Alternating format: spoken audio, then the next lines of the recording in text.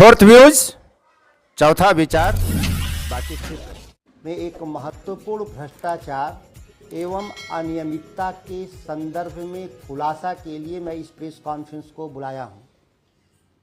साथियों, आपको जानकर हैरानी होगा कि बिहार बजट 3 मार्च 2025 को सम्राट चौधरी के द्वारा बजट में एक महत्वपूर्ण घोषणा किया गया कि 25 करोड़ रुपए से वित्त विभाग के भीतर एक डिपार्टमेंट के तौर पर काम करेगा, जिसका नाम होगा बिहार ग्रीन डेवलपमेंट फंड। महत्वपूर्ण बात यह नहीं है कि 25 करोड़ रुपए का एक वित्त विभाग के भीतर योजना की शुरुआत की गई, जो कि इसकी आवश्यकता वित्त विभाग के जरिए नहीं होना चाहिए था, यह वन एवं पर्यावरण मंत्रालय के जरिए होना चाहिए था। लेकिन यह भ्रष्टाचार और कदाचार की श्रेणी में नहीं आता। महत्वपूर्ण बात यह है कि ईसा वर्मा बोधि फाउंडेशन की प्राइवेट लिमिटेड की जो अध्यक्ष हैं, चेयरमैन हैं, मैनेजिंग डायरेक्टर हैं, वह दीपक कुमार कौन है? जिसको बिहार के लोग डीके टैक्स के नाम से जानते हैं। ईसा वर्मा दीपक कुमार की बेटी हैं और दीपक कुमार माननीय मुख्यमंत्री के प्रधान सचिव हैं। उनकी कंपनी को फायदा पहुंचाने के लिए 25 करोड़ का ग्रीन फंड वित्त विभाग के द्वारा बजट में घोषणा किया जाता है। यह लिंक इससे साबित होता है कि बजट का भाषण अभी चल ही रहा था, उसी समय बोधि प्राइवेट लिमिटेड के लिंक्डइन प्रोफाइल पर एक विस्तृत लेख ईसा वर्मा के द्वारा छापा जाता है, डिस्प्ले किया जाता है। आश्चर्यजनक है कि बजट एक गोपनीय दस्तावेज है, जिसकी जानकारी मीडिया में भी बैठे हुए लोगों को तब दी जाती है जब बजट पेश कर दिया जाता है। देश के सबसे त्वरित एजेंसियों के द्वारा भी बजट से संबंधित खबरों को छापने के लिए जो दस्तावेज की जो उपलब्धता होती है, वो घंटों बाद निकल कर सामने आता है और रिपोर्ट फाइल करने में भी उनको कम से कम 1 से 2 घंटा लगता है। लेकिन आप लिंक्डइन प्रोफाइल, जिसको मैं आपकी प्रति देने जा रहा हूं, आप देख लें कि बजट इधर पेश हो रहा है और लिंक्डइन प्रोफाइल के जरिए बोधि प्राइवेट लिमिटेड इसके बारे में विस्तृत एक लेख लिखता है ईसा वर्मा के द्वारा। ईसा वर्मा कौन है? दीपक कुमार प्रधान सचिव मुख्यमंत्री की बेटी हैं, जिनको फायदा पहुंचाने के लिए 25 करोड़ की एक योजना वित्त विभाग के जरिए ग्रीन एनर्जी के नाम पर शुरू किया जाता है, जो एक लूट का सबसे बड़ा सबूत है। इसकी स्थापना भी आश्चर्यजनक है।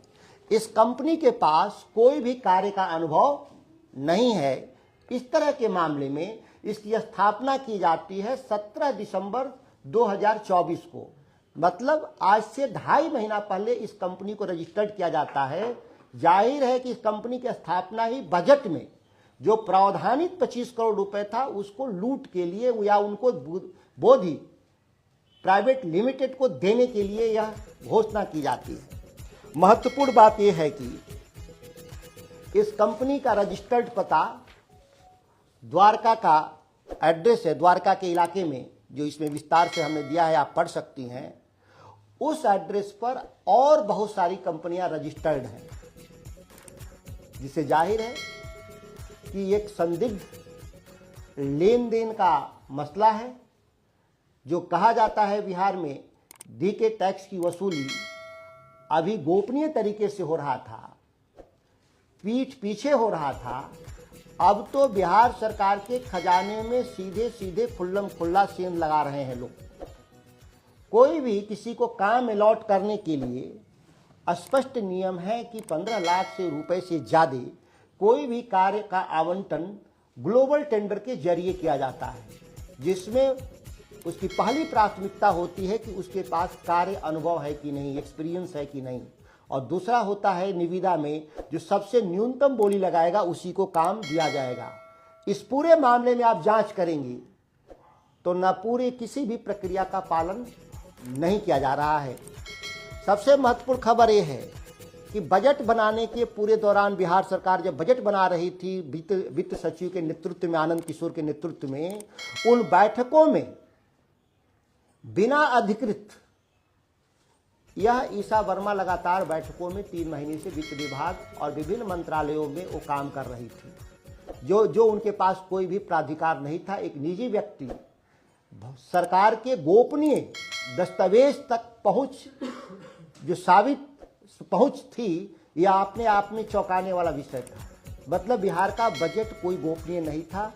बजट को लूट के हिसाब से तैयार करने के लिए ईशा वर्मा, जो दीपक कुमार की बेटी हैं, जो बिहार के मुख्यमंत्री के प्रधान सचिव हैं, नेतृत्व में इस तरह से खुल्लम खुल्ला किया गया, यह भारी जांच का विषय है। मैं माननीय प्रधानमंत्री और इस राज्य के राज्यपाल से आर्थिक जांच इकाई से जांच करने का अनुरोध करते हैं। इतना ही नहीं, जांच होने तक दोनों को पदमुक्त करें, नहीं इससे जाहिर होगा कि नीतीश कुमार के नेतृत्व में यह काम, भ्रष्टाचार का काम, अनियमितता का काम किया जा रहा है। अगर दीपक कुमार पर और आनंद किशोर पर अगर कोई कार्रवाई नहीं की जाती है, इससे जाहिर है कि नीतीश कुमार की संलिप्तता मानी जाएगी। नहीं अपने को ईमानदार साबित करना चाहते हैं, तत्काल प्रभाव से दोनों को मुक्त करने का काम करेंगे। महत्वपूर्ण विषय यह है कि यह सारा कुछ जो घटना हुआ है बिहार में, यह सरकार के मंत्रालय में, सचिवालय में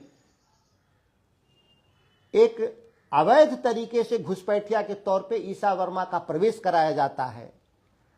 आने वाले समय में जो मेरी जानकारी है कि अप्रैल के महीने के शुरुआती दिनों में एक बोधि प्राइवेट लिमिटेड को ग्रीन एनर्जी के नाम पर सरकार के विभिन्न विभागों, इस 25 करोड़ के अलावा सरकार के दूसरे विभागों से भी पैसे देने का दबाव बनाने के लिए और निजी कंपनियों से भी जो बिहार में काम करते हैं उनको दबाव बनाने के लिए यह 25 करोड़ के अलावा भी सैकड़ों करोड़ फंड उगाही करने का पूरा प्लान तैयार बिहार की सरकार ने कर रखा है वित्त सचिव के नेतृत्व में, जो अप्रैल में निश्चित तौर पर इस तरह की बैठक होने का तैयारी कर रखा था।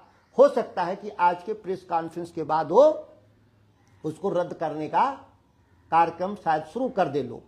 अगर ये करते हैं लोग, इसके बावजूद भी, तो इस देश में जो बैठे हुए लोग हैं, जो डबल इंजन की सरकार के मुखिया, माना जाएगा कि उनकी कोई वजूद नहीं रहा इस देश में, और मनमानी तरीके से इस राज्य के भीतर यहाँ है। नौकरी के साथ भी अभी नौकरी कर रहे हैं ना दीपक कुमार जी प्रधान सचिव के रूप में, सरकार से तनख्वाह ले रहे हैं, और बाकी तो जो टैक्स वसूली है सबको मालूम है बिहार में।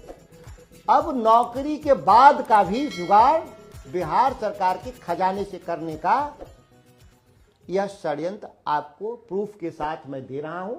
आप इस और इसके बाद में माननीय प्रधानमंत्री जी को भी पत्र में लिखा है जांच के लिए, और जो हमारे जो साथ जो इसके दस्तावेज हैं, जो आपको लिंक्डइन के जो ये हैं आप देखेंगे, ये दो पेज इधर सम्राट जी बजट पेश कर रहे थे और 2 पेज बकायदा 2 मिनट के भीतर लिंक्डइन पर साझा कर दिया जाता है। जाहिर है कि पूरी योजना, ये जो योजना बनी, यह ईशा वर्मा के नेतृत्व में बना कि किस तरीके से राज्य के खजाने को एक प्राइवेट कंपनी के जिम्मे सुपुर्द कर दिया जाए, जिसके पास कोई भी कार्य का अनुभव नहीं है।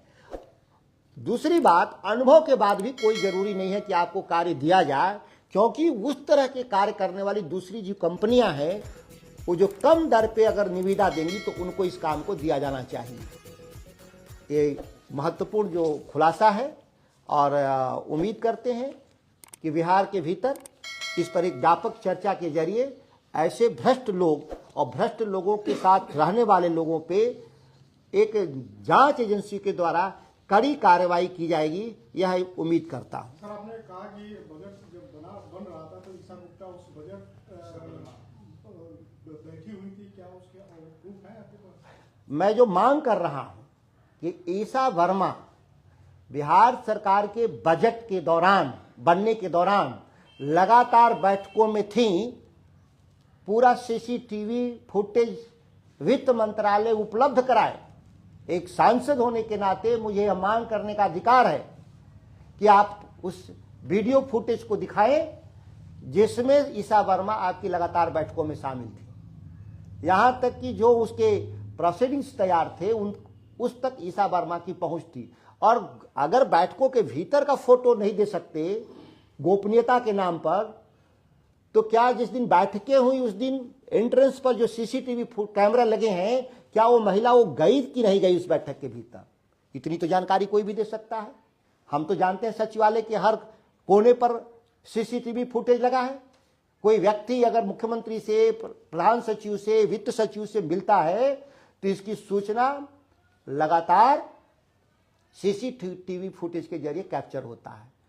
आप इस बात का पूछताछ करें वित्त सचिव से। जो मैंने आरोप लगाया है, अगर वो इनकार करते हैं तो मैं सीसीटीवी फुटेज निकाल के दिखाऊंगा उनको कि ईशा वर्मा बैठक में आती थी। ये जो फंड बना है ये नए वित्तीय वर्ष में एलोकेट हो गया, जो भी हो रहा है कि मोदी फाउंडेशन को देने के लिए केवल लिंक्डइन पे जो उनका ये लेख है उसके लिंक्डइन के लेख के आधार पर ही नहीं मैं कह रहा हूं, यह पूरी योजना ही ईशा वर्मा के द्वारा बनाया गया है। इस तरह का कोई फंड जब भी बनता है, ये पहली बार बिहार में बन रहा है, तो किसके अप्रोच से बना? और दूसरी बात है, वित्त मंत्रालय इस तरह की चीजों को नहीं देखता, इसके लिए देखता है वन एवं पर्यावरण मंत्रालय। लेकिन वन एवं पर्यावरण मंत्रालय के अधीन नहीं बन रहा है, यह वित्त मंत्रालय के अधीन बन रहा है। और ये पूरी बैठक में मैंने कहा 3 महीना तक वो जब बजट का बैठक हुआ है, उसके सीसीटीवी फुटेज में स्पष्ट रूप से आपको दिखेगा। यह जो मैं आरोप लगाया, सरकार मानहानि का हमारे पर केस करे। अगर जो मैं गलत बोल रहा हूं तो बिहार सरकार को मैं चुनौती देता हूं कि वो मेरे पर मानहानि का केस करे। फोर्थ व्यूज, चौथा विचार, बाकी